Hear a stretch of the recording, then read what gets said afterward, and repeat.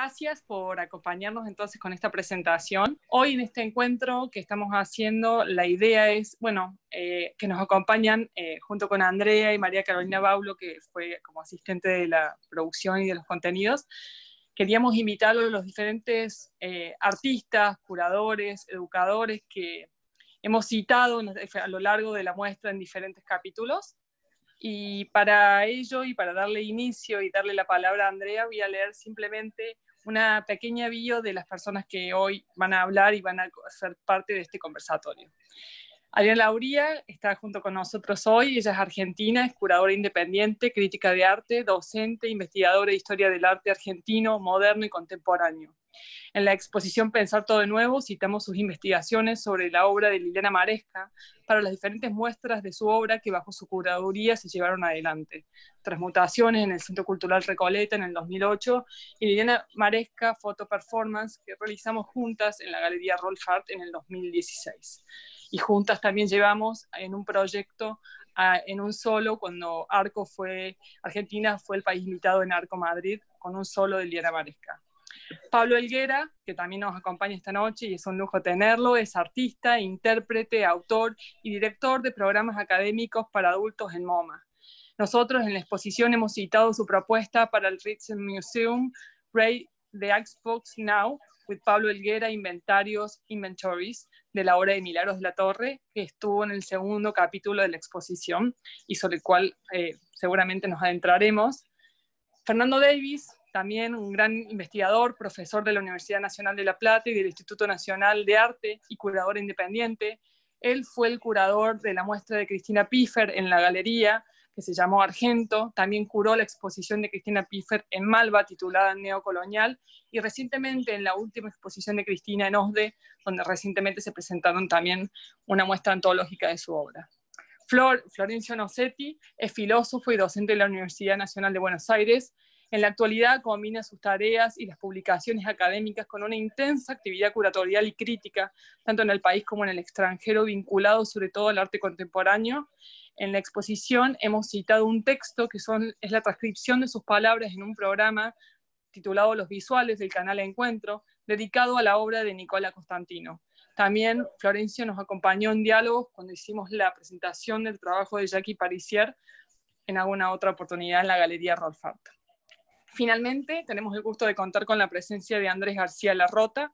Él es colombiano, es gestor cultural, curador y artista visual también.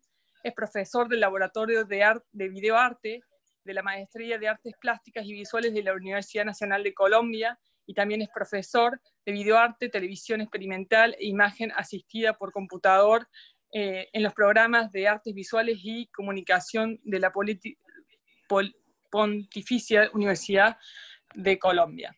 Él también nos ayudó con sus investigaciones y con su conocimiento en todo lo que fue el trabajo de intempestivas que hemos presentado de José Alejandro Restrepo con María Teresa Hincapié. Andrea, todo tuyo. Quiero agradecerles enormemente. Todos ustedes saben cómo son los procesos de conocimiento. Nada sale de la nada, siempre es un diálogo, un intercambio, y así como los artistas, las artistas colocan, digamos, esa cristalización de conocimientos, de momentos, de experiencias personales en esa crisálida y cristal que es cada obra, ¿no? Que se faceta, se condensa, se expande. También los textos, el pensamiento, hasta qué punto la palabra del crítico, del curador, del especialista, si se quiere, en pensar sobre las obras más allá del hacer, crean ese prisma y esa crisálida de sentido, ¿no? Una vez que la obra sale, digamos, de las manos del artista, se redobla en el eco que produce en sus lectores, en sus públicos, que van desde los públicos más especializados hacia los públicos amantes del arte. Entonces, sería imposible haber pensado nada, por supuesto, sin las obras de los artistas, y sin estos otros ecos y pensamientos que articularon cada uno de ustedes. Así que fue muy, muy hermoso este proceso bueno, ir tejiendo a partir de distintas voces, ¿no? Y eso creo que queda en el sitio que se fue tejiendo también. Y estamos acá hoy, bueno, quiero agradecer a los artistas y las artistas que están y que nos han acompañado como en estas reuniones. Ya somos casi como una familia, nos vemos todos los sábados, ¿no? Silvia Rivas, Nicola Constantino, Jackie Pericier, Ananquia Sef, Milagros de la Torre, Vivian Galván, Florencia Levi, Cristina Piffer, son los que vi hasta cierto momento, ahora hay más, pero no sé si hay más artistas. Bueno, a todo el equipo de Rolf, a Gabriel Huertin, a Sergio, que nos acompaña acá todos los días, y hoy que veo, bueno, de nuevo a Juan Travnik, a Luji, a Natalie Guinness, a Laura, bueno, queridas colegas, amigas que están ahí, ¿no? Y se trataba un poco de dejar la exposición en manos de, bueno, o conversar con todas aquellas personas que contribuyeron de distintas maneras a hacer el sentido, y, y bueno, y desaparecer yo un poco como quien estuvo aquí hablando para dejar la palabra, bueno, ya lo hicimos con poner la palabra en la voz de los artistas y de las artistas, y ahora de estos otros artistas y pensadores que fueron parte de la exposición de distintas maneras, ¿no?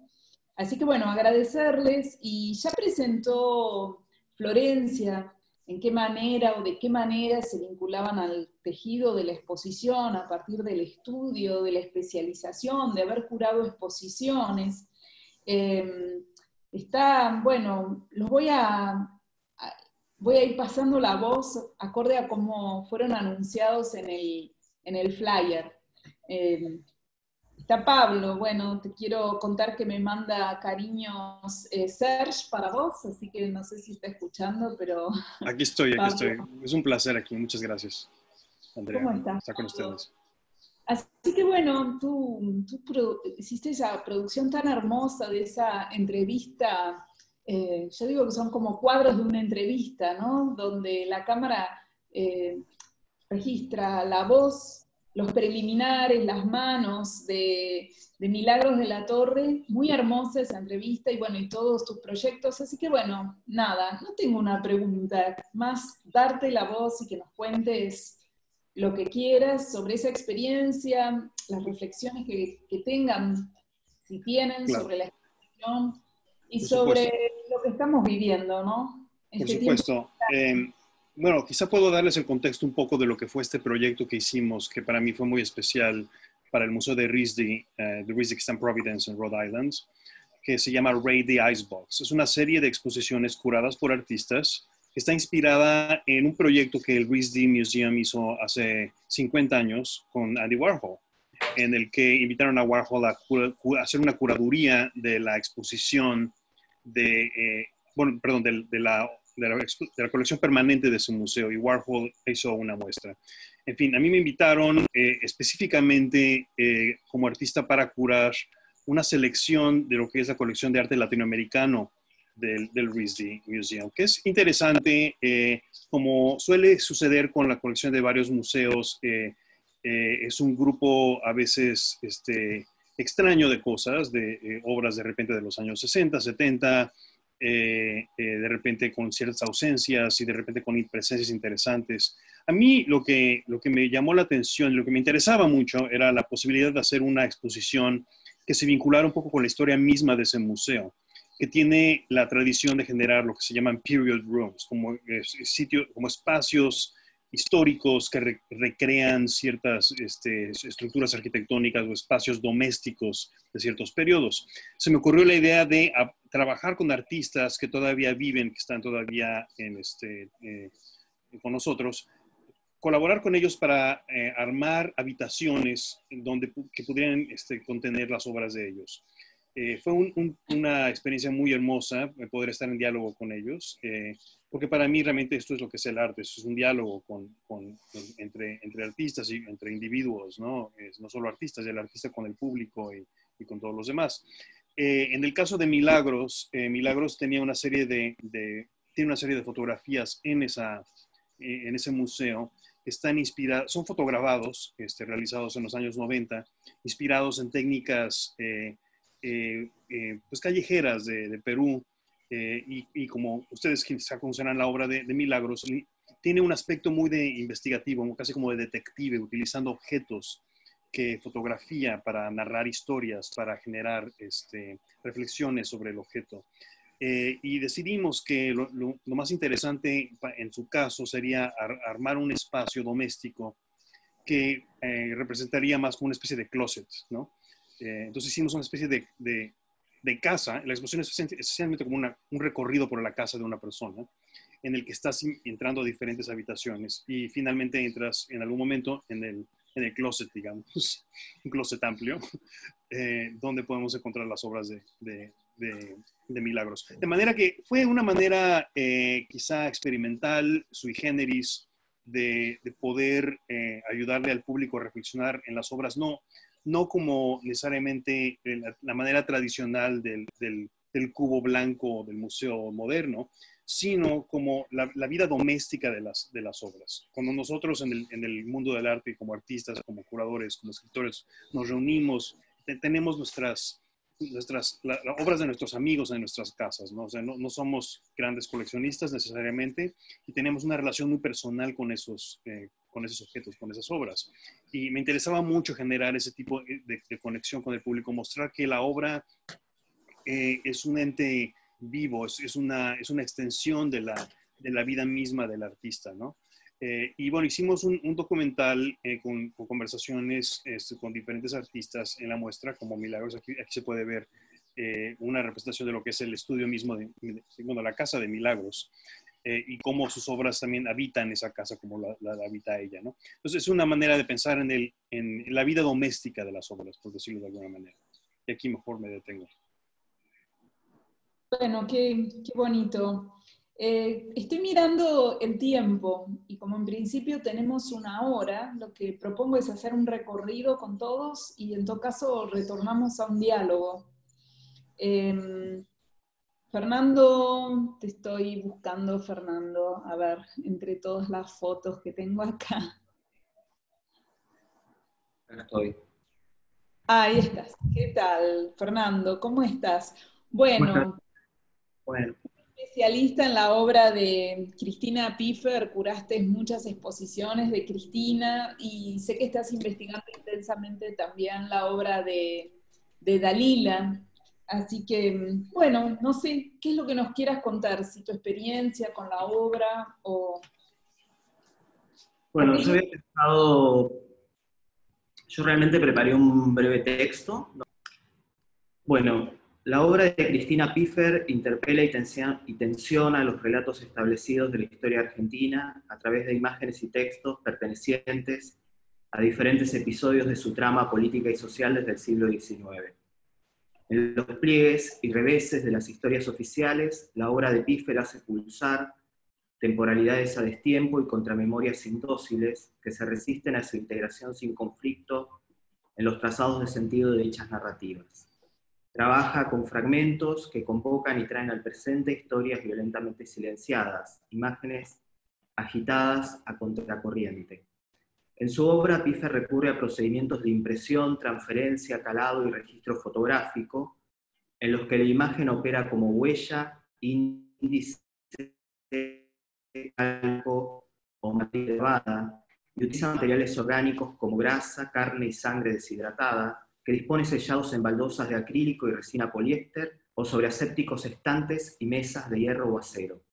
Mediante estos procedimientos, diagramas, soportes de inscripción, dispositivos de revelado que retienen imágenes y memorias amenazadas por el olvido y la cancelación, pero a la vez sujeta estos materiales a dispositivos de exposición que, junto con contribuir a su legibilidad, remiten a tecnologías de disciplinamiento biopolítico y corrección de los cuerpos, de instrumentación racionalizada y sistemática de la violencia. La grasa y la sangre, por ejemplo, son utilizadas como pigmento. Los cortes de carne contenidos en piezas de acrílico y resina, como por ejemplo en la serie neocolonial que mencionó Flora al comienzo de la presentación, las tripas vacunas,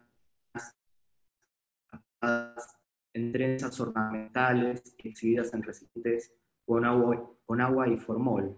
La mesa de acero de hierro que Piffer utiliza en muchas de sus obras desde 1998 y que están presentes, precisamente es un dispositivo que está presente en Desinventario y en Braseros, concentra y moviliza diferentes referencias. Dispositivo que hace confluir una serie de tecnologías de poder y saber sobre los cuerpos. La mesa evoca al mismo tiempo la práctica médica y quirúrgica, la actividad del matarife y el ejercicio de la tortura. Es a la vez mesa sacrificial, de disección o de autopsia y dispositivo museográfico, artefacto que dispone a la mirada de una serie de objetos que ordena y clasifica en función de narrativas y saberes legitimados, pero también cuerpo escritural y superficie de inscripción, mesa de revelado que hace visibles imágenes, datos que tensionan las trayectorias de sentido de las historias oficiales. En Desinventario, no sé si podemos ver quizás una imagen de esa obra, Desinventario, hablamos aquí de un conjunto de impresiones de grasa sobre papel, dispuestas sobre mesas de hierro. Es esta obra, es una serie de impresiones entonces de grasa sobre papel, impresiones en serigrafía, dispuestas sobre mesas de hierro y cubiertas con cúpula de acrílico, como si se tratara de objetos de una colección o documentos de archivos en una vitrina. Cada una de esas piezas, de esas impresiones, recoge datos consignados en el registro de restos humanos indígenas del catálogo de la sección antropológica del Museo de La Plata. Recopilado en 1911 por el médico y etnólogo alemán Robert Lehmann-Nitsche, quien llegó a la Argentina en julio de 1897, convocado por el director del museo, Francisco Moreno, para desempeñarse como jefe de la sección de antropología. Este catálogo ordena y clasifica una colección constituida en gran medida por las donaciones de científicos y expedicionarios. El genocidio y la ocupación de las tierras de los pueblos indígenas tienen su correlato, esto lo señala Fermín Rodríguez en un libro que se llama Un desierto para la nación. Entonces, el genocidio y la ocupación de las tierras de los pueblos indígenas tienen su correlato en la labor del científico expedicionario que profana tumbas en la búsqueda de cráneos destinados a las colecciones de los museos.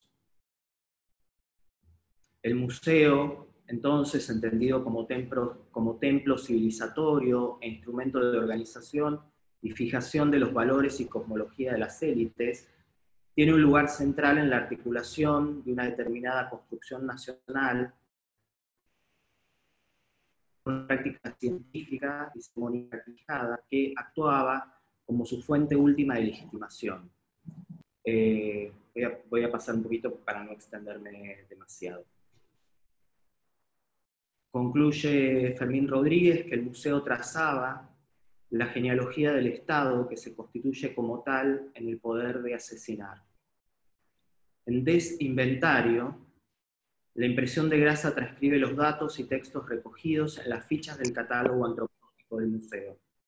Número de inventario, comunidad o región de procedencia del indígena, género, nombres cristianos o apodos, circunstancias y fecha de fallecimiento y colección de procedencia de los restos. Escritura suspendida entre lo legible y lo velado, presencia,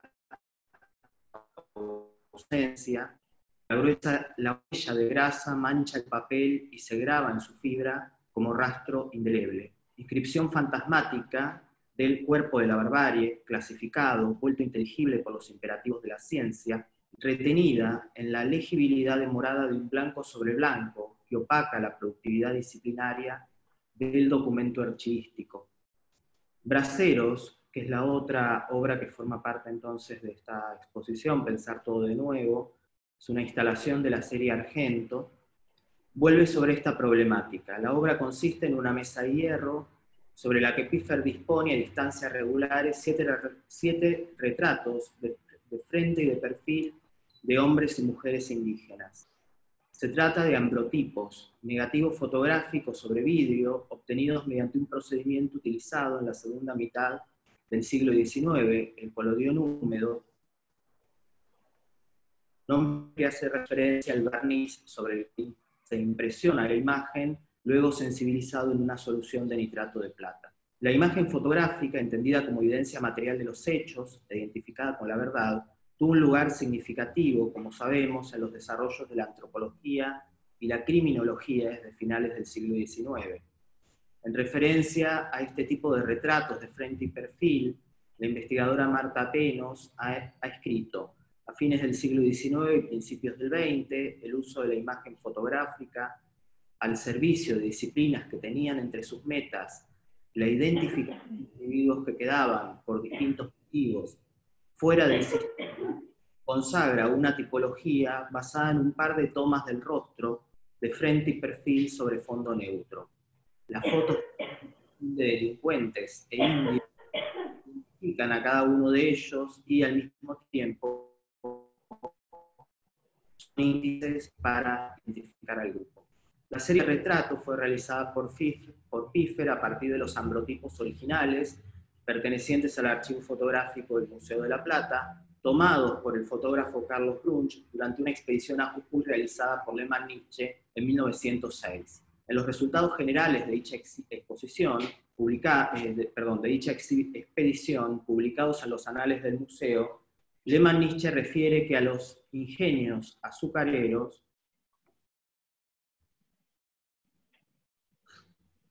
de Tucumán, Salta y Jujuy afluyen en la época de la cosecha de azúcar centenares y miles de indios de las diferentes tribus, llevados por caciques e intérpretes para hacer los trabajos que solo exigen simple fuerza de los brazos.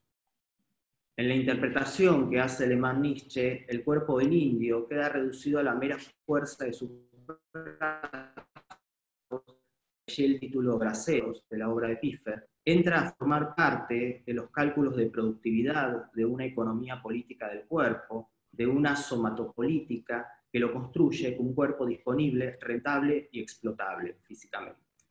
En la obra de Piffer, para ir cerrando, los textos e imágenes de archivo se vuelven materia que el artista suspende entre tiempos.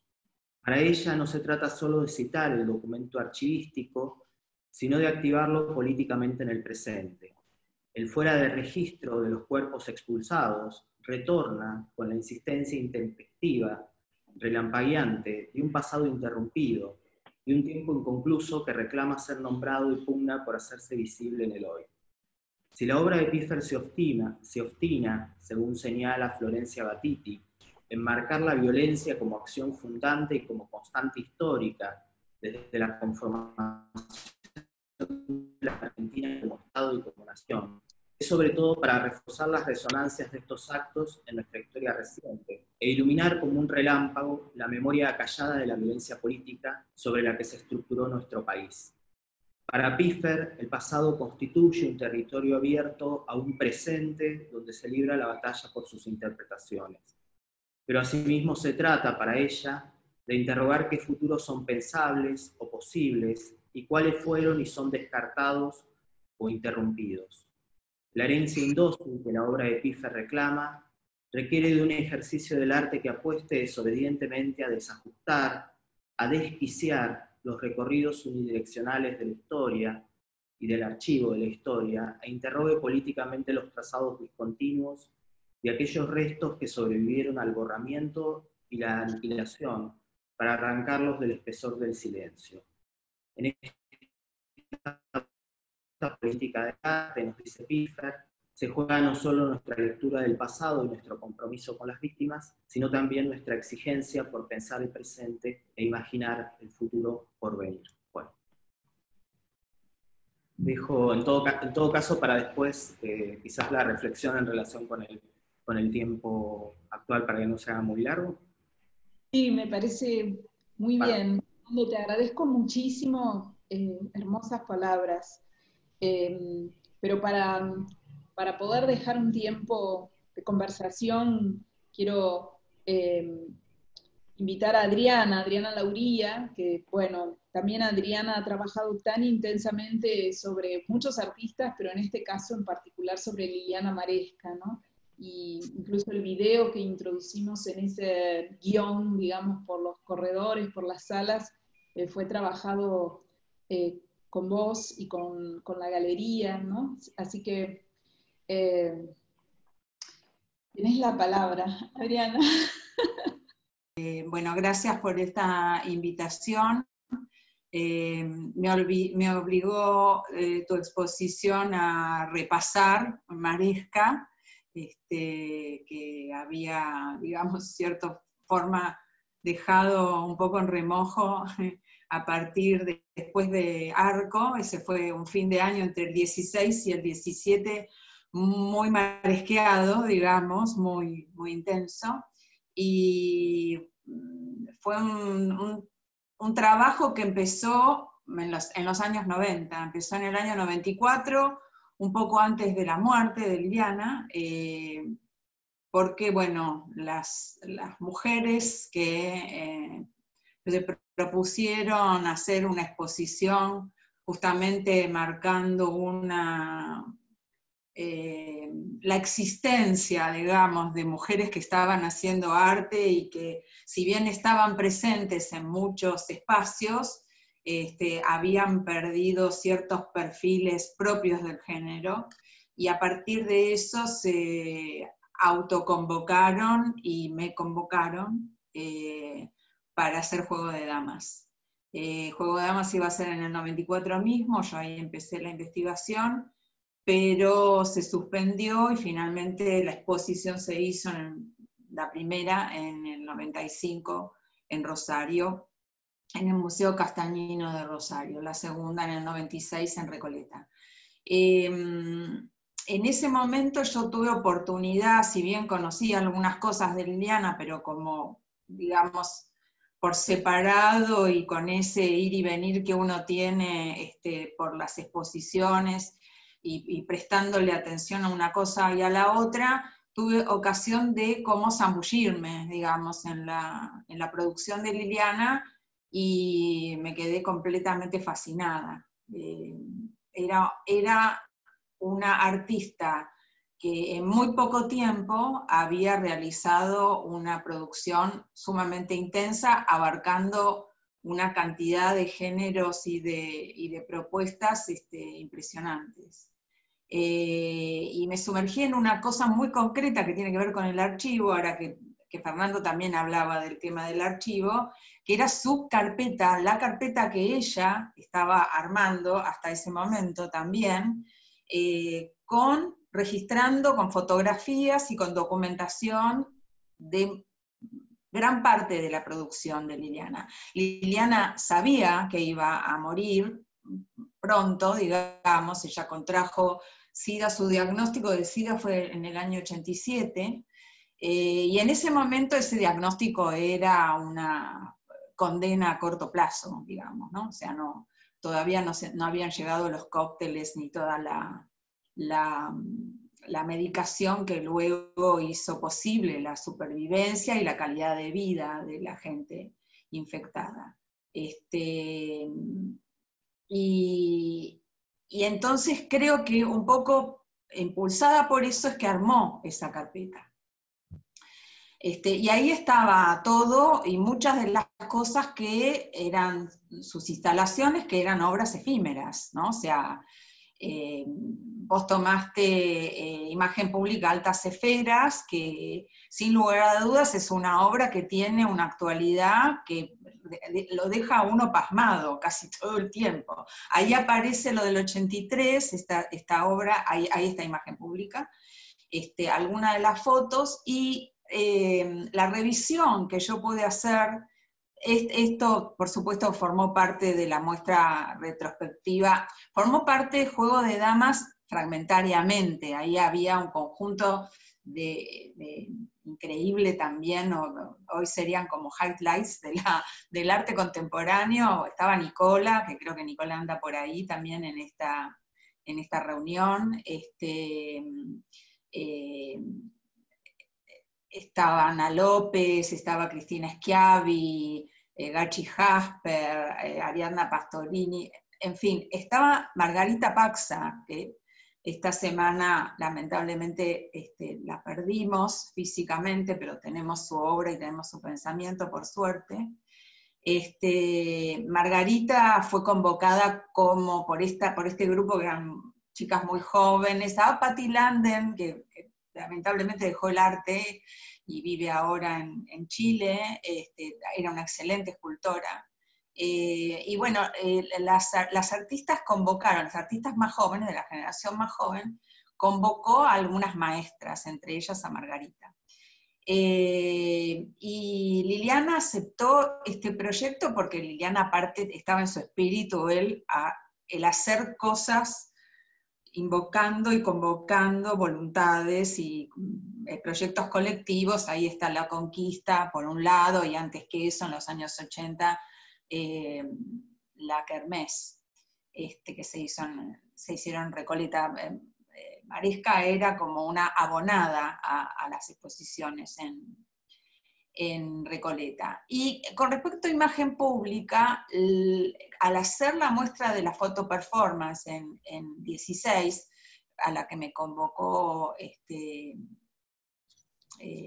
Flor, para inaugurar la nueva sede de Rolf, una muestra que fue muy trabajosa, pero que también me dio oportunidad de pensar la obra de Liliana desde otros puntos de vista y encontrando otras documentaciones, como por ejemplo los textos que aparecen en la muestra Pensar Todo de Nuevo, que a mí me llevaron justamente a verificar algunas cosas que yo tenía como sospecha en cuanto a cómo funcionaba en imagen pública las fotos en donde ella otra vez ponía el cuerpo, ¿no? Esas fotos que estaban en el programa de mano, en donde estaba el texto del prólogo de María, en el texto de la que presentaba la muestra, y la foto que formaba, que era hasta ese momento es la que conocía, formaba parte era la invitación, era la postal de invitación de la muestra. Y después, digamos, ahí funcionaba eso, y después fue también como imagen de comunicación, esa serie de fotografías que también tomó Marcos López, y en donde ella se hizo poses sobre las gigantografías que hablaban de esa realidad cercana a Liliana, contemporánea, en donde aparecía de todo, los personajes políticos internacionales, los nacionales, la corrupción, la inflación, los ministros de Economía, que cada tanto nos condenan a una catástrofe, y hasta la violencia de género, ¿no? Con la imagen de Monzón preso, juzgado por el asesinato de Alicia Muñiz. Y fue una oportunidad enorme de volver a mirar todo eso, de mirarlo con más detenimiento, de encontrar esos textos, esas referencias que hacía Liliana, en donde ella hace referencia a esos desnudos, a que se muestra desnuda, a que ella también está involucrada en la corrupción, que ella denuncia en la instalación, replicando las fotografías del archivo de página 12. Y también, digamos, esa situación de que al estar adentro y sentirse adentro de la corrupción, también por esa cuestión de denunciarla, se vuelve inocente, digamos, se mantiene fuera de esa corrupción. Como ella dice, me salvé, estoy salvada de esta cosa que me vuelve loca y que tengo la necesidad de denunciar todas las veces que puedo. Ella tiene una colección importante de obras sumamente comprometidas, digamos, con la realidad del país y con su contemporaneidad. Así que fue muy interesante, eso fue muy interesante volverlas a encontrar, a esas palabras de Liliana, a las que yo tuve acceso recién en el 16, cuando hice la muestra en 2007 y el 2008, por más que trabajé con Adriana Miranda y con los aportes de Adriana, ella nunca me había mostrado esta parte, digamos, de su archivo, y en esta ocasión sí me lo facilitó, así que yo pude poner eso y ver cómo esas fotos performance eran parte de la obra sin lugar a dudas. Hasta ese momento lo tenía un poco desdibujado, digamos. Y luego también encontrar la continuación de esa obra, la decisión de llevar esas gigantografías a lo que va a ser la reserva ecológica, que hasta ese momento era un relleno, digamos, un relleno que se había hecho para construir en el programa de Cacciatore de las autopistas, para empezar a construir la autopista ribereña, con los escombros de las otras demoliciones que se hicieron, incluyendo la del barrio de Saavedra, que se hizo, la de todo ese predio circunscrito por las calles Donado y Hollenberg, que finalmente durante décadas lo que hizo no fue tener ninguna autopista, sino formar parte de un gran baldío, ¿no? Esos eran los megaproyectos de los militares, y esto tenía que ver, obviamente, ese escenario de llevar estas gigantografías ahí, y los militares y los gobiernos militares también formaban parte de la exposición y de las imágenes de la exposición. Era muy significativo porque también tenía como horizonte, como lugar, como escenografía de fondo, el Río de la Plata, y bueno, esa ha sido la tumba de muchos desaparecidos, así que sin lugar a dudas tenía esa fuerte presencia. Y hay una cosa que me pareció muy interesante de lo que vos planteaste, Andrea, en tu texto al respecto de esa última instalación, digamos que era una especie de instalación secreta, ¿no? Porque, digamos, lo que hay son los registros fotográficos y fílmicos. ¿Cómo? Bueno, ahí está el video, parte del video de Lili recorriendo, bueno, un helicóptero, en fin, que pasa en ese momento. A mí lo que me pareció muy interesante de lo que vos planteaste es en lo que la reserva luego se transformó, que todavía obviamente no era en el momento en que Liliana pone esas gigantografías ahí, empezaba a transformarse. Y eso me hizo acordar también al final de una novela que me encanta, porque tiene mucho que ver con nuestro arte contemporáneo y con la situación de este juego que vos planteaste claramente, de arte y ecología y naturaleza, ¿no? O sea, como dos fuerzas, una fuerza cultural y una fuerza, bueno, natural, que se abren paso a toda costa.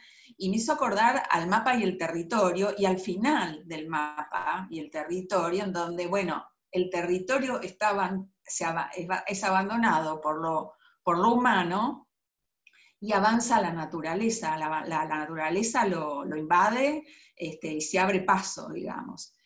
Y que fue parte de las experiencias que hemos justamente realizado ahora. Vos también lo señalás, de que, bueno, perdón, yo cuando vi la imagen de un ciervo en González Catán, cruzando la avenida, la ruta, enloquecí, más ya había enloquecido un poco antes con los cisnes en los canales de Venecia, dijo, quiero ir a Venecia tan solo por ver eso, y los peces. Y luego una sensación que todos teníamos cada día, que la fuimos compartiendo, los amigos, en las redes y demás, de, por ejemplo, ver el cielo más diáfano, más cantidad de pájaros visitando nuestras casas y demás, que tiene que ver con esto de haber dejado de polucionar, digamos, el ambiente. Y bueno, y se me fue como armando todo un panorama que iba, bueno, desde los años 90, pasaba por las exposiciones, pasaba por seguir trajinando la obra de Maresca, y por pensar esto otro, que también es parte, digamos, de lo que se nos salta a la cara, que tenemos que reflexionar sobre, bueno, ¿qué demonios vamos a hacer con esta otra situación que se plantea muy claramente? Después que, no sé, supongamos que encontremos una vacuna y podamos salir. ¿Vamos a salir a hacer las mismas tropelías que estábamos haciendo hasta ahora? Bueno, nada, eso es como un montón de pensar todo de nuevo, bueno, desde mí, digamos. Muy hermoso. Además, bueno, me encanta el hecho de que compartimos ese escenario desde un momento en los años 90 en que el tema tenía otra presencia, ¿no? Hablar de la mujer artista se inscribía dentro de otra constelación de sentido en esos años. Y bueno, para no detenerme, vamos a conversar con Florencio Nocetti o Nocetti sobre Nicola. Vos trabajaste también, Florencio o Floro, sobre Jackie Parisier. ¿Cómo estás? ¿Qué tal, Andrea? Gracias, che. Gracias a todos por recibirme. Yo soy peregrino en tierra pagana aquí. Les agradezco esta acogida, pero yo me dedico a la filosofía. Estoy de visita, no soy una persona del quehacer artístico. No tengo ni la erudición ni el gesto que ustedes comparten como curadores, como artistas. Mi interés, bueno, en la obra de Nicola, además de que somos vecinos y somos amigos desde hace más de 10 años, soy vecino también de Santi Porter, que forma parte de esta exhibición. Soy amigo también de Jackie, que forma parte de la exhibición. Tengo un vínculo poco serio con los contenidos de esta muestra que ustedes han armado, pero mi interés es el interés propio de la filosofía en el trabajo de los artistas, que es el interés en la creación, es el interés... De pronto se me congelaron todos. Temí que me hubiera congelado yo para ustedes. Avisen, hagan gestos. No, si algo vamos. falla. Siempre nos volvemos a conectar, no te preocupes. Bien, qué susto. Mi interés es el interés por lo nuevo. Mi interés es el interés, lo digo en términos que por ahí para ustedes no son familiares, pero para mí son los que obviamente se imponen. Federico Nietzsche tiene...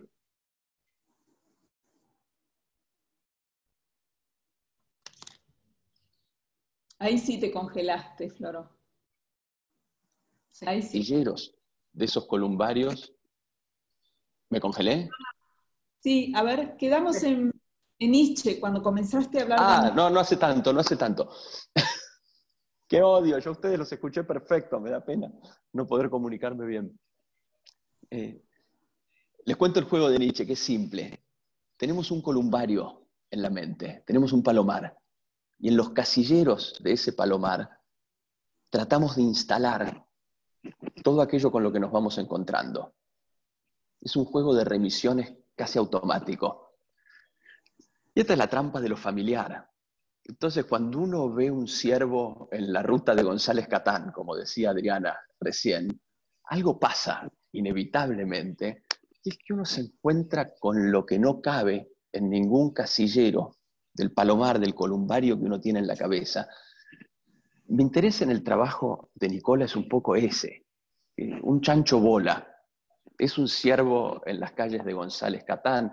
Recién mientras Adriana hablaba mostraron esas especies de peto que se hacía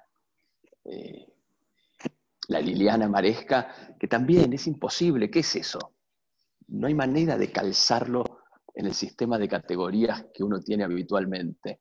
Me hizo acordar Flor al principio, una muestra vieja de Jackie, de Days Old, que había unas brownies y uno se tenía que asomar adentro de la brownie para ver un video.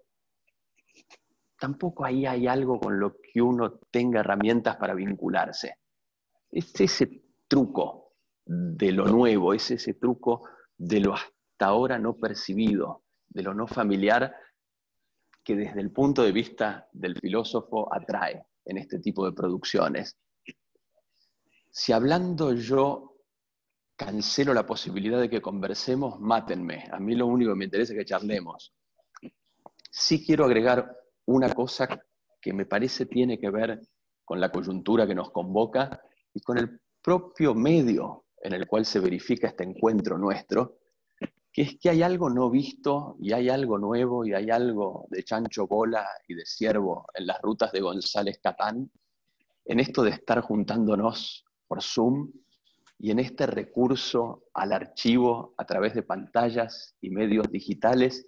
Yo en ese sentido siento que si me dejan les haría una pregunta, que es cómo vamos a tramitar nuestro vínculo con los objetos de arte y con las experiencias artísticas si tenemos que habitar esta reducción audiovisual, si tenemos que confinarnos a lo que nos permite la pantalla y el auricular.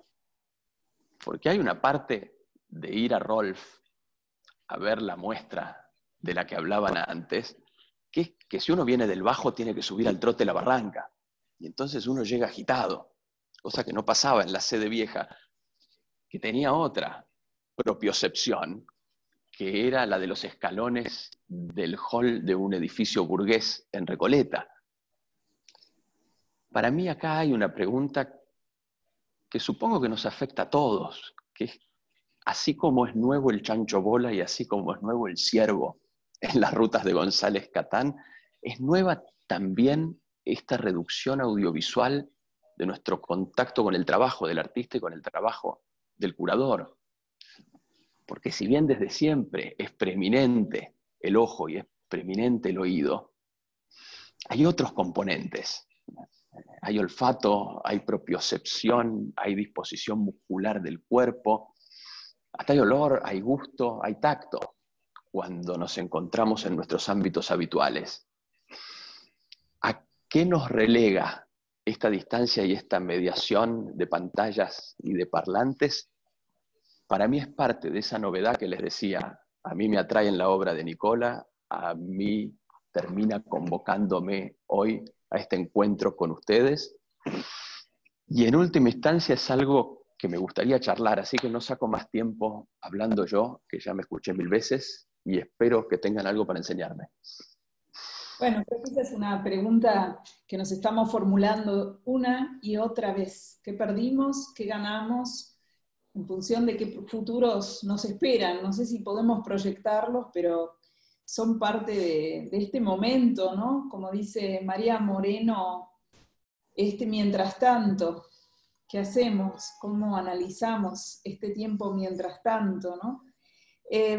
Antes de volcarnos a algunas de las preguntas que fueron surgiendo, quería invitar a Andrés. ¿Dónde estás, Andrés? A ver. Ahí está. Andrés García Larrota, experto en José Alejandro Restrepo, en María Teresa Hincapié. Invitarte a compartir aquello sobre lo que quieras conversar.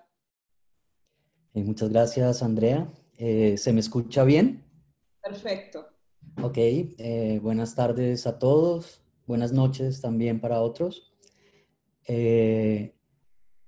Sí, pienso que esa dupla que tú nombras entre José Alejandro Restrepo y María Teresa Hincapié aquí en Colombia es una dupla fundacional en el performance hecho con video, con objetos de video, en el performance que utiliza el monitor y los recursos, digamos, construidos por una sociedad de consumo como sustento plástico y que involucra la acción, en este caso de María Teresa.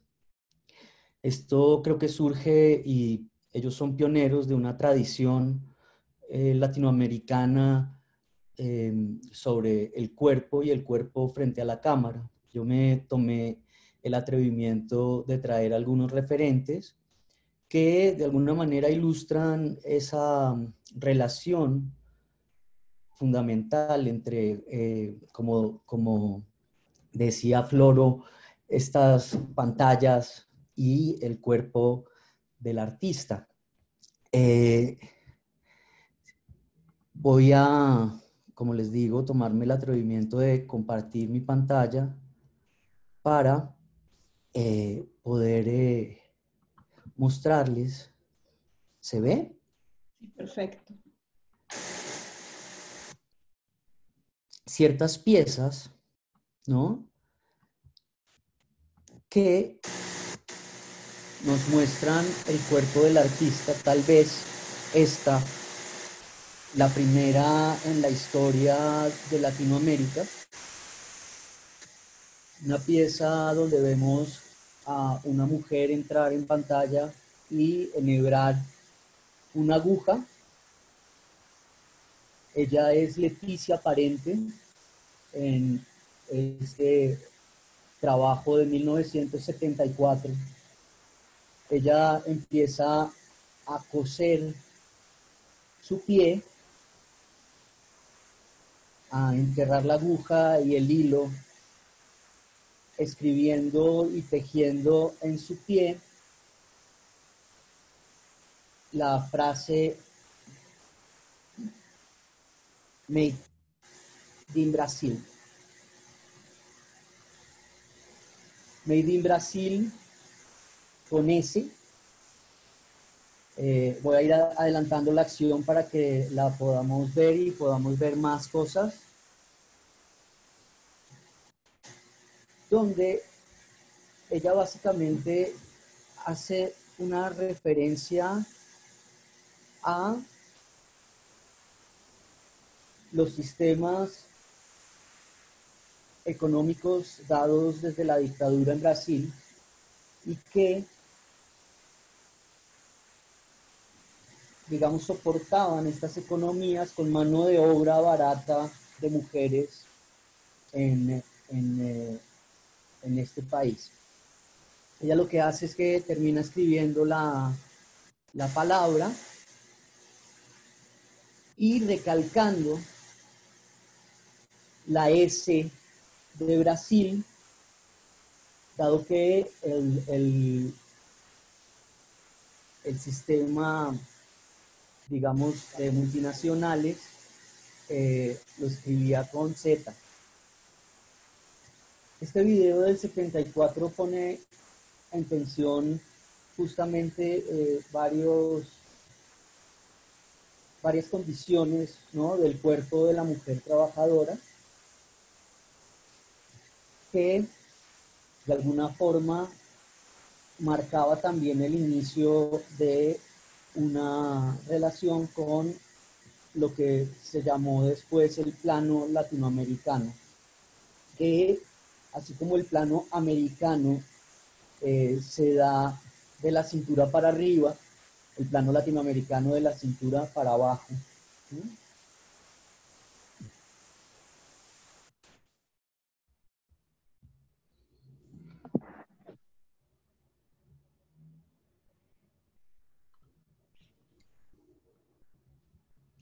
¿Se me ve? ¿Hola? Sí. Bien. Sí, sí, se ve. Se ve, Bien. Andrea.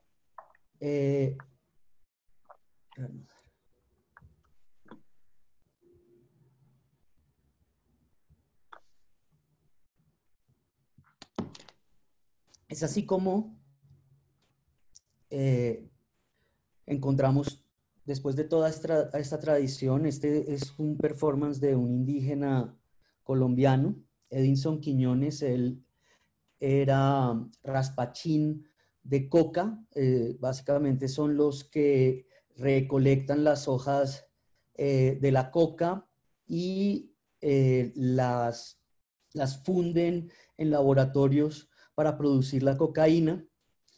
Él, mientras trabajó en este lugar, se hizo tatuar el dios de la coca de San Agustín. Y en el Festival de Performance de Cali, él lo que hace básicamente es un performance donde se hace quitar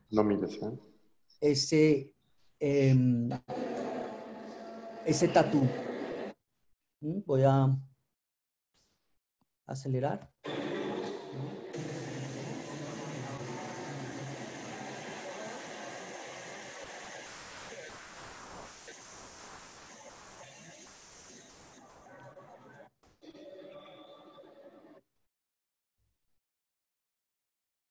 Es un trabajo.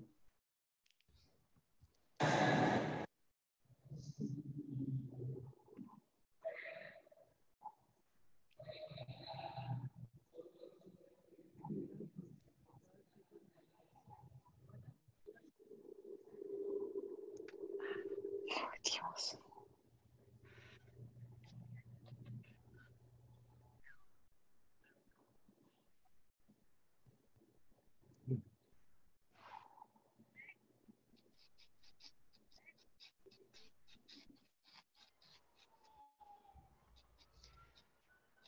Y digamos que aquí me gustaría hacer como la justamente diferenciación entre estos trabajos desarrollados frente a la cámara y los trabajos de José Alejandro Restrepo y de María Teresa Hincapié, que fueron trabajos básicamente realizados con los dispositivos de video como su sustento plástico.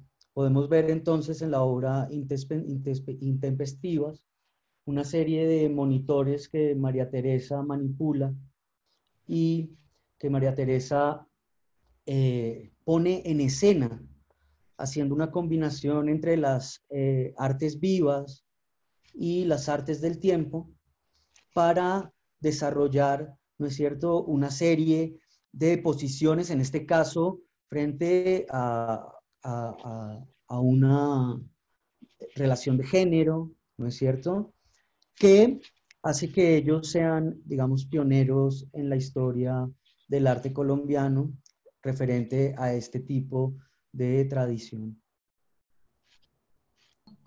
Muchísimas gracias, Andrés. La verdad es que tengo inevitablemente que ocupar este lugar un poco de retomar algunos hilos. No sé, quizás poner dos cuestiones que me parece que surgieron en las presentaciones y abrir una conversación.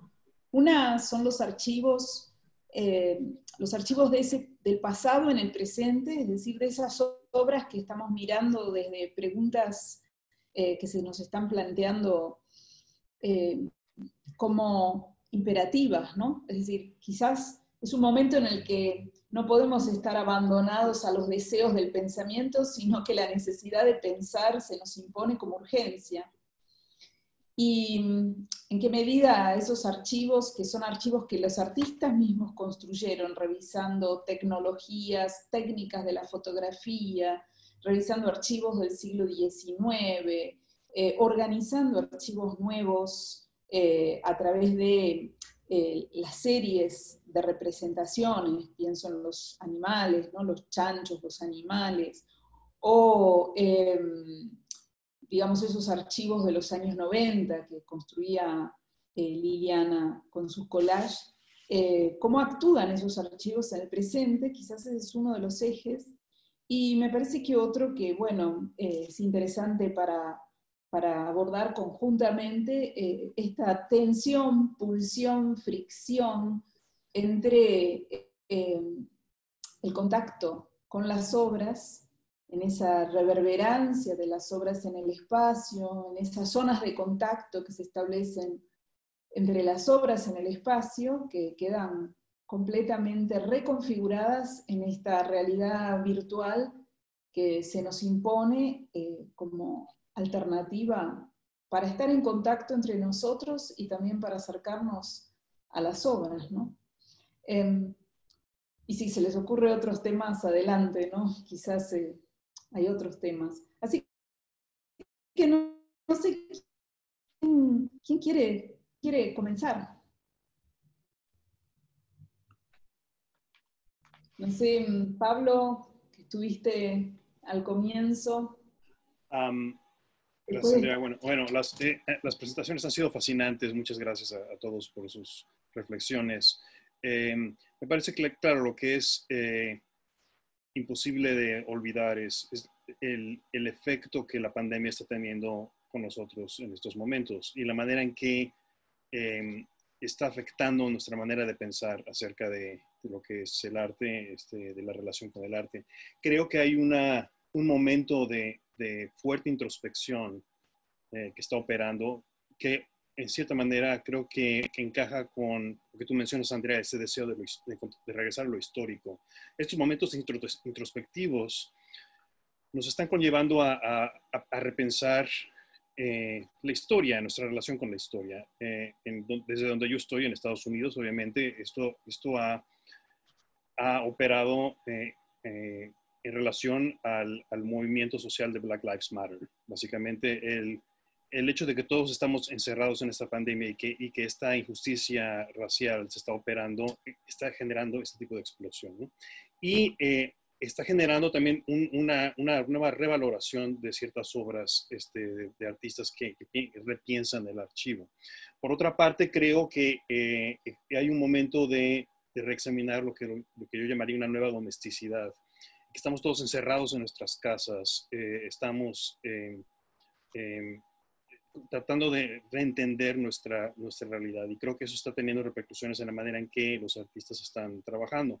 En respuesta un poco, o en reflexión a lo que Flora mencionó acerca de, bueno, de ver Alguien que tiene video. Ver lo que vemos afuera en la realidad. Pienso en dos frases. Una es de Pascal, la que se ha citado exhaustivamente estos días, que la inhabilidad de la humanidad principal es nuestra mayor crisis, es nuestra inhabilidad de estar encerrados en un cuarto, en una habitación. Y la otra es de Ortega y Gasset, de su libro Ideas y Creencias, que comienza el libro hablando acerca de cómo lo que nosotros asumimos, lo que es la realidad, es lo que en general se convierte en nuestro mayor problema. El hecho de que nosotros asumimos que al abrir la puerta el mundo va a estar ahí. Y él se pone a reflexionar, ¿qué sucede cuando abrimos esa puerta y el mundo ha desaparecido? ¿Qué sucede cuando la calle ha desaparecido? Cuando esos eventos, esas cosas que son de rutina ya no están ahí. Es un momento de gran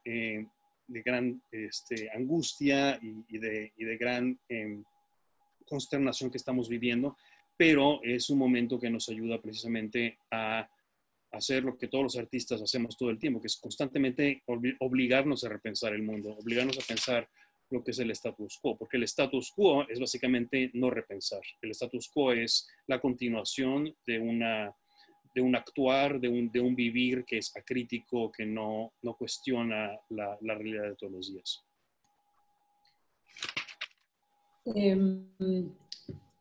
Hay un factor que me gustaría agregar como urgencia del presente, y es un proceso que se da a través del cuerpo, de los afectos y del dolor, ¿no? Creo que ya sea por leerlo en el diario o por experimentarlo de una manera cercana, familiar, personal, este presente es también mucho más que el aislamiento o que la incapacidad de lidiar con el afuera y el adentro, sino que es esa dimensión extrema, ¿no? de la pérdida, del dolor y de una experiencia que está quedando sobre nuestros cuerpos también. No es solo una experiencia mental, sino que también es una experiencia en los cuerpos, ¿no? Pienso, bueno, no sé, Fernando, que también hablaste ya hace un tiempo, si querés intervenir sobre algunos de los ejes que fuimos tirando, u otros.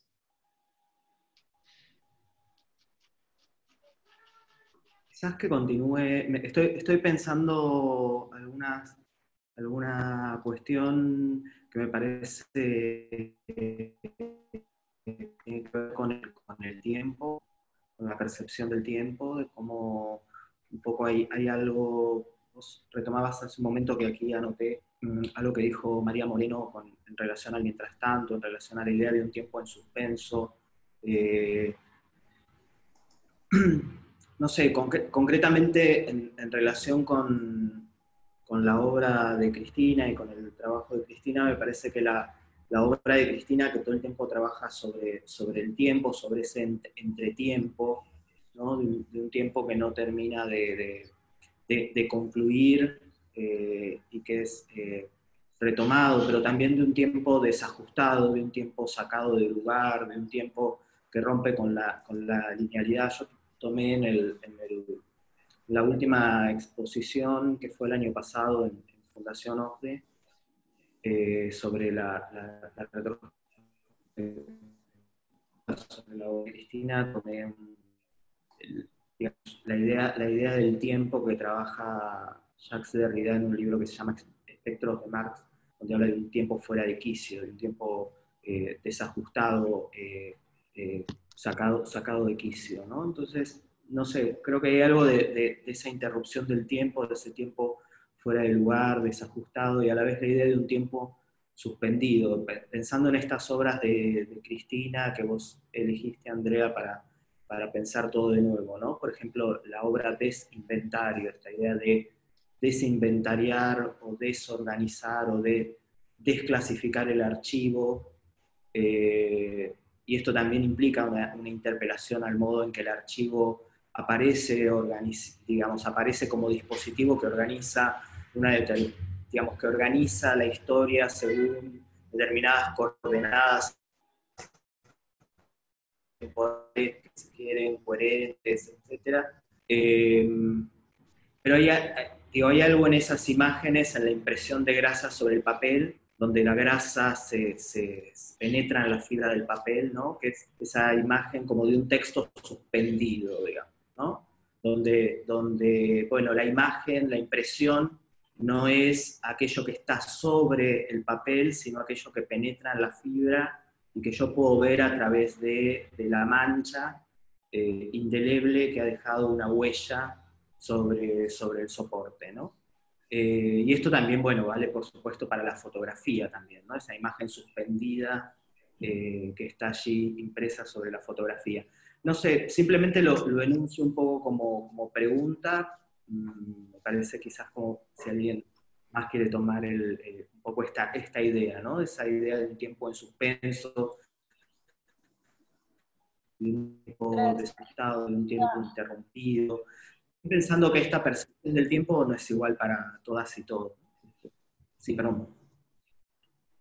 Sí, pensaba también que es significativo el hecho de que sea medium en esa impresión la grasa, ¿no? Que Claro. quizás esa dimensión corporal que aparece incrustada ahí, ¿no? Esa imagen que se ve y que no se ve, porque ella juega tanto con esa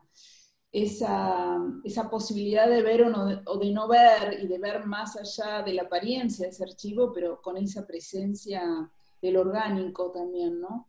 Y creo que hay algo también del orden del tacto, ¿no? Que vos mencionabas, me parece, en relación a los materiales también con los que trabaja Cristina, que, por ejemplo, bueno, la grasa, inevitablemente, o la carne, remitiendo a cuerpos, digamos, hay algo del orden del cuerpo, del tacto, pero al mismo tiempo, todo el tiempo, la obra de Cristina construye dispositivos que trazan distancias con esos materiales, ¿no? O sea, finalmente esa pieza impresa en grasa que remite al cuerpo, que remite al contacto, es a la vez impresa, separada por una serie de artefactos de mediación, como son, bueno, la mesa, la cúpula de acrílico, ¿no? Que todo el tiempo establece distancias y la imposibilidad de ser tocada, ¿no? Adriana, ahí Sí, estás. Ahí.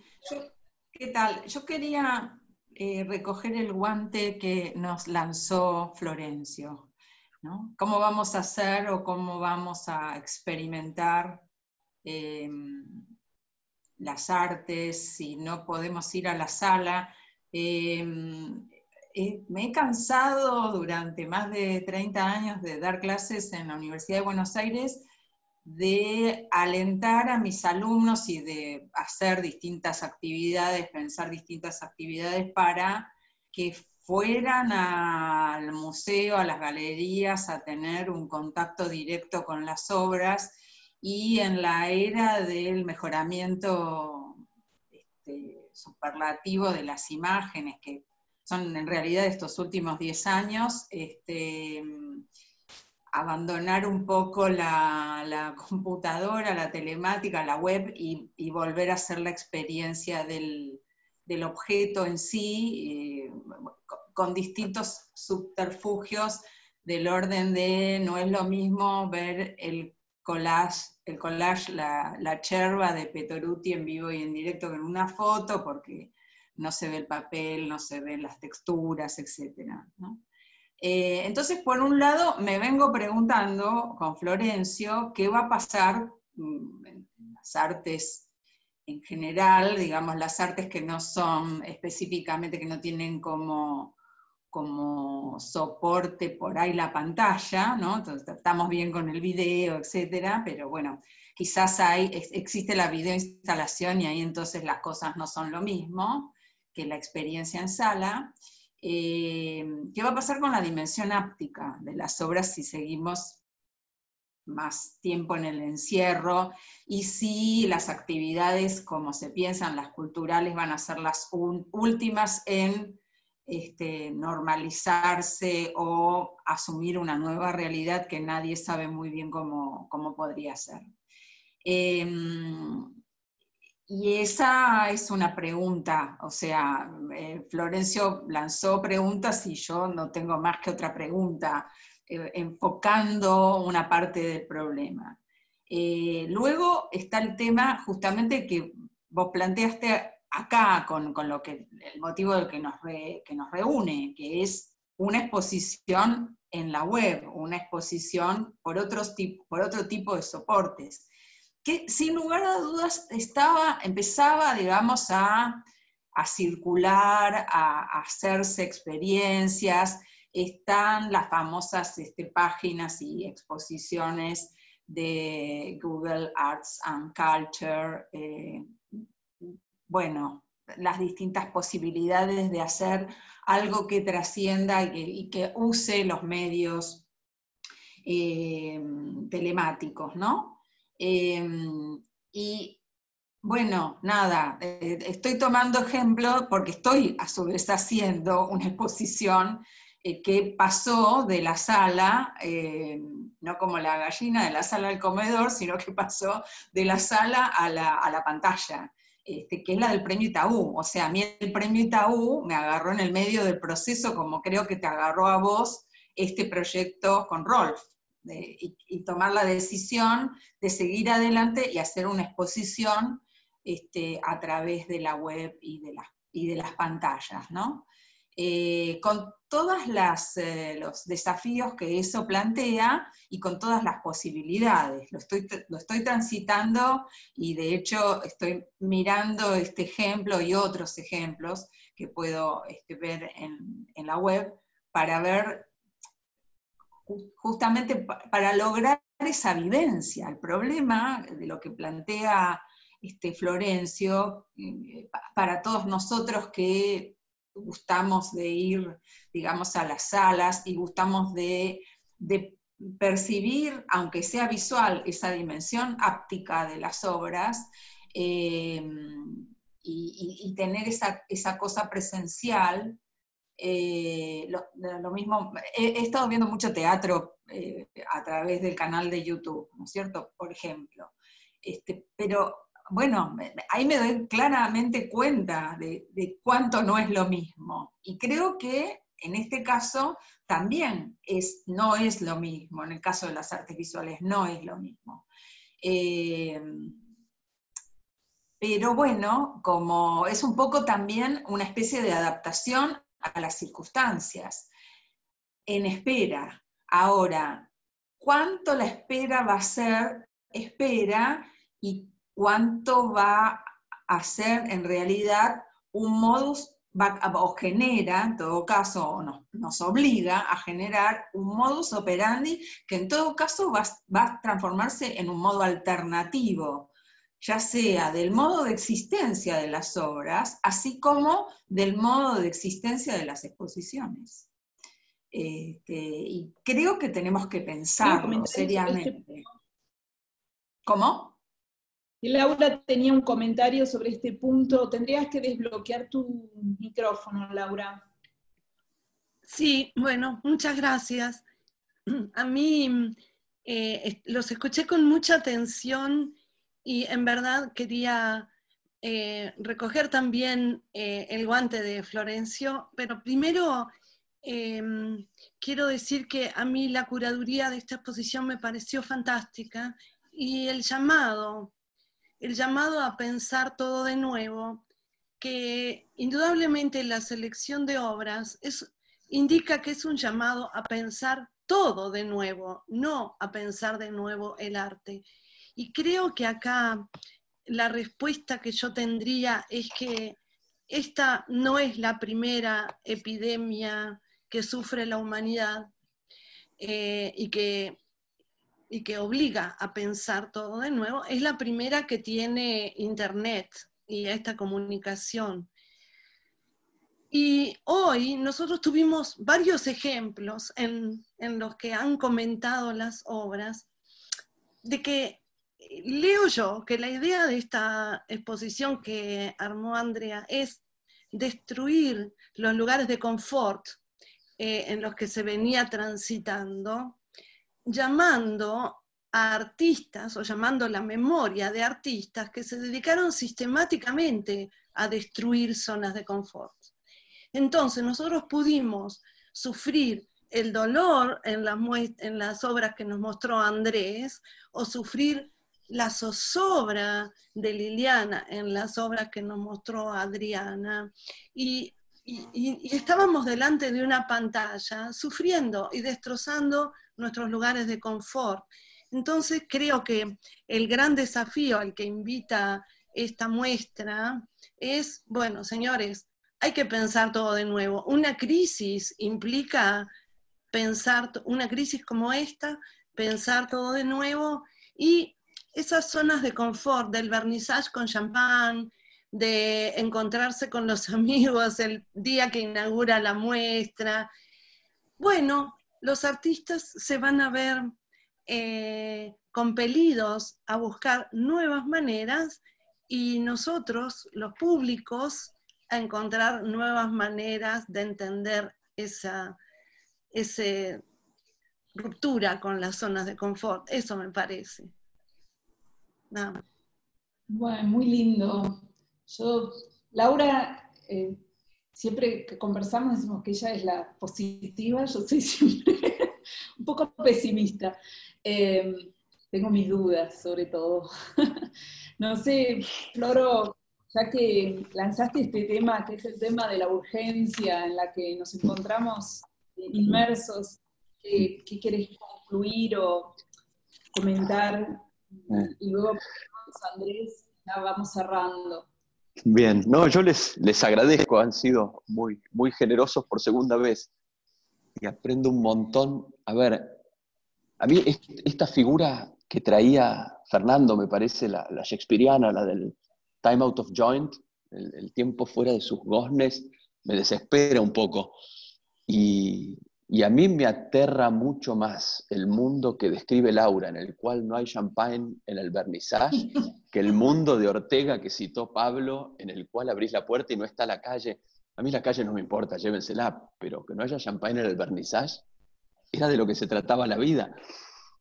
Hablando en serio, yo les cuento por qué a nosotros en filosofía nos desvela esto. A nosotros ya nos pasó. Y nos pasó, lo decía bien Laura, hace mucho, en una peste que fue la peste de Atenas, que es cuando aparece en filosofía la mediación insidiosa del libro. La filosofía era oral, eran conversaciones. Esto creo que Andrea lo señaló súper bien, en un espacio homogéneo. Compartíamos un espacio homogéneo y en ese espacio se producía la filosofía.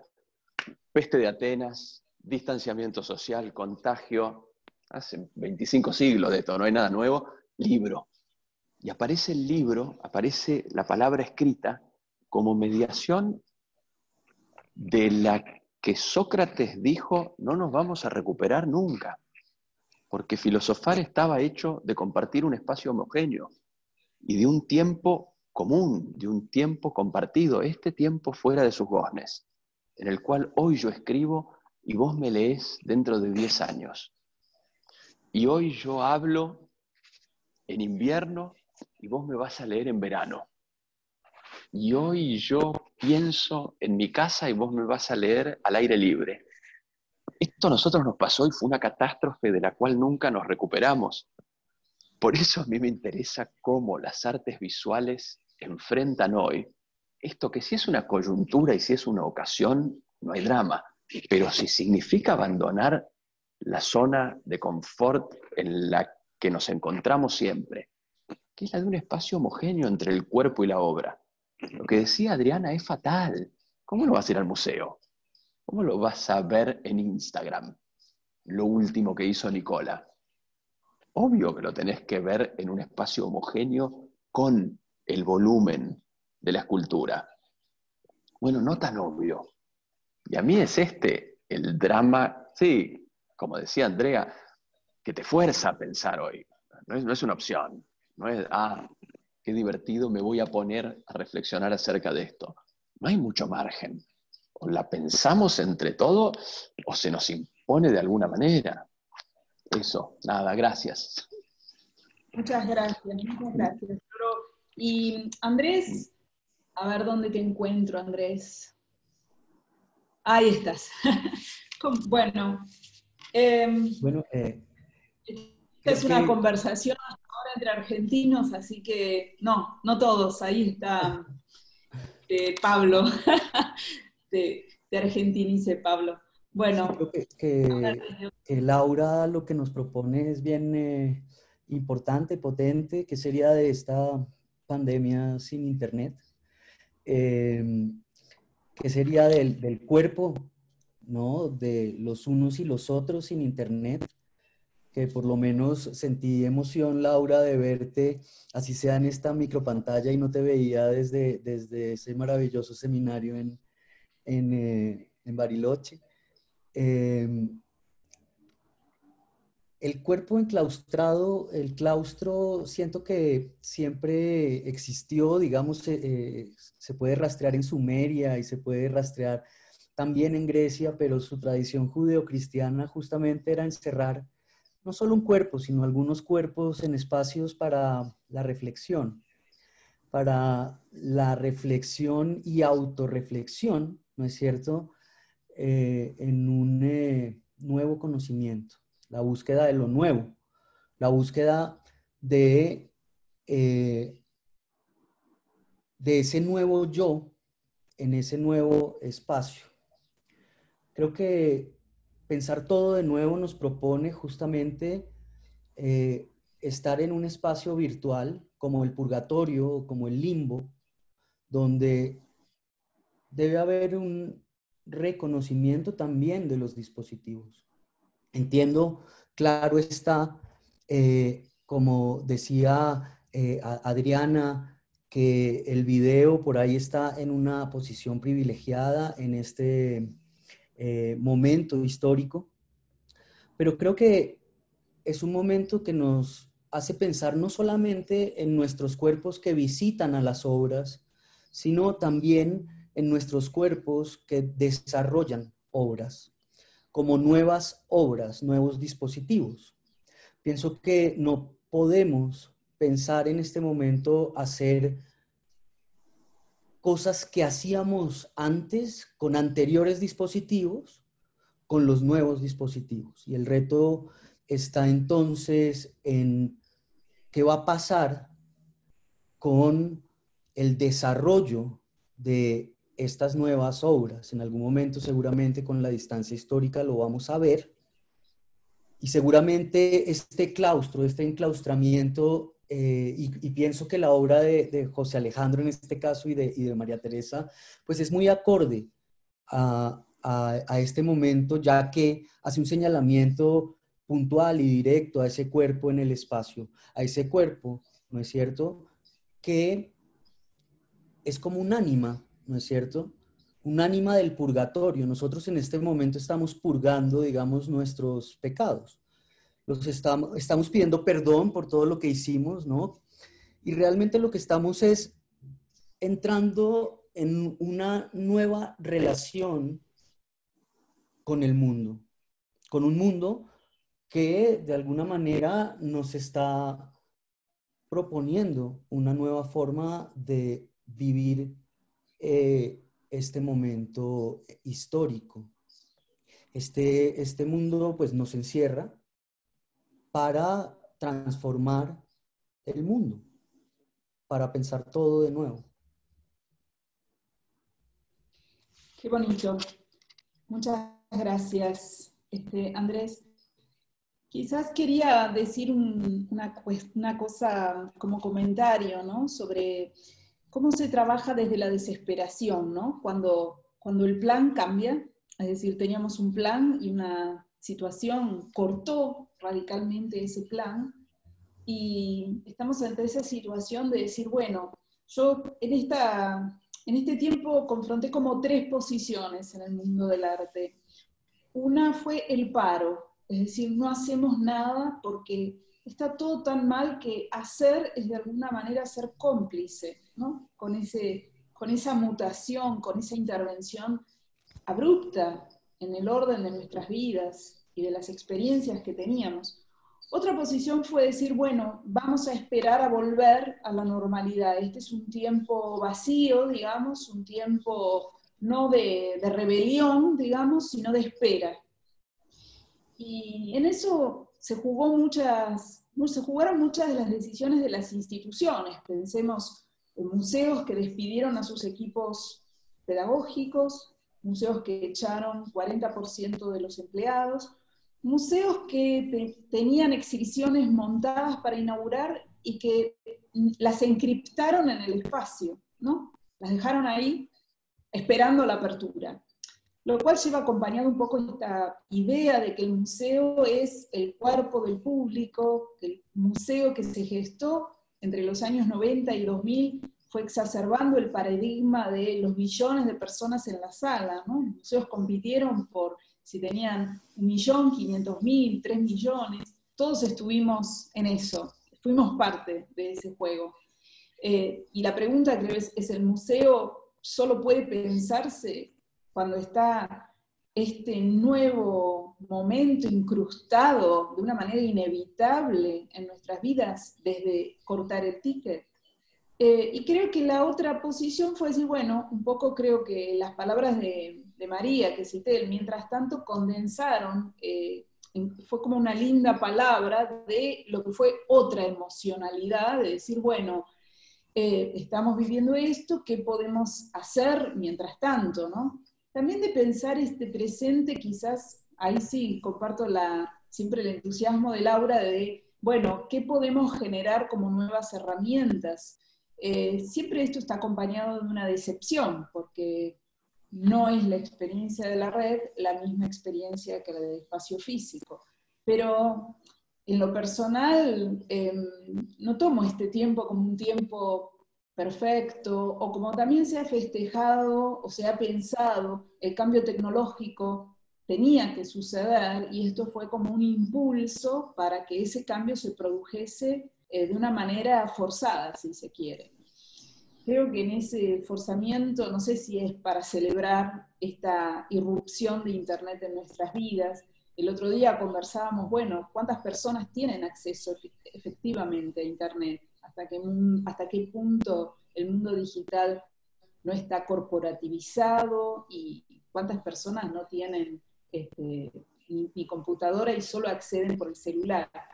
Hicimos un esfuerzo pensando que esta exposición, que quizás sea mejor llamarla experiencia, para usar una palabra nueva, para no usar exposición que está tan marcada por esa experiencia en el espacio, de que se pudiera recorrer scroll down, ¿no? Es decir, en vez de que con el cuerpo, con el dedo y la vista en el celular, ¿no? Hasta qué punto se podía pensar para el celular. Y nada, no tenemos ninguna certeza, ¿no? Es decir, simplemente estar en un barco y decir, bueno, ¿qué podemos pensar en ese mientras tanto, ¿no? Fue una experiencia hermosa, digo, ya siento que todos, ya somos un grupo casi de amigos que nos vemos una vez por semana. Está María Carolina Baulo, que nos acompañó. Agradecerle también mucho a María Carolina, a los artistas que estuvieron en varios encuentros, a los artistas por hacer su obra, seguir también pensando obras en este desafío de los nuevos medios, los viejos medios, y a todos los que nos acompañaron hoy. Fue realmente hermoso ver cómo se multiplicaban en distintas miradas, voces y preguntas las obras de los artistas y de las artistas, ¿no? Nos están escribiendo desde Lima, desde Uruguay, agradecerle a todos los que están desde otras geografías. No sé si Florencia, ¿querés cerrar? Yo nada más que agradecer a todos los que nos acompañaron. Fue hermoso escucharlos, a cada una de estas voces que citamos, y es lindo tener personalmente su acercamiento a las obras en el contexto de cada uno de los capítulos de la muestra en general y en la actual coyuntura que fue la propuesta. Para mí y para mi equipo y junto con Andrea y cada uno de los artistas fue un desafío, Floro, lo que hablabas, esta mediación. Para nosotros fue un desafío montar una exposición, y de acuerdo con lo que dijo Laura, que también fueron maravillosas tus palabras, fue un repensar de nuevo. Fue visionaria Andrea cuando tituló la muestra antes de la pandemia, lo que nos dio el impulso más que nunca para avanzar con esta exposición, que es realmente muy, muy sólida, de diferentes miradas incluso, y incidiendo en los diferentes capítulos. Creo que fue un desafío crear un guión. La sensación que queríamos crear era que Andrea era como una voz que estaba detrás del espectador, tirándonos notas para que entráramos y pudiéramos ver detalles en cada una de las obras o señalar gestos de los artistas que están en segundas lecturas de las piezas. Nada, estoy feliz con esta exposición. Agradezco a cada uno de los artistas que confiaron sus obras, artistas de la galería y artistas que no representamos, pero que igual nos confiaron, Florencia Levi, bueno, realmente son varios, desde Marta Minujiri y un montón. Andrea, tu entrega incondicional, no sabemos ya cómo agradecértelo para estar acá en cada sábado, y hoy en particular agradecer a Pablo, que nos acompaña desde Estados Unidos y que imagino también que es complejo, Andrés desde Colombia, y por su enorme generosidad de información que constantemente nos comparte. Adriana fue una luz cuando tomamos la obra de Liliana Maresca, y realmente para mí ella ha hecho una investigación muy profunda y es una eminencia en la materia. Floro, bueno, agradecerte tus bellas palabras, hemos trabajado también en alguna otra oportunidad juntos. Es una delicia tenerlos a todos. Gracias a todos los que nos han acompañado en cada uno de estos proyectos. Y bueno, nada, está todo ahí para que sigan viendo, para que sigan pensando, para que a partir de estas reflexiones, como dije la última vez, entonces pensemos, citándote, Andrea, ¿a qué estado del mundo queremos volver?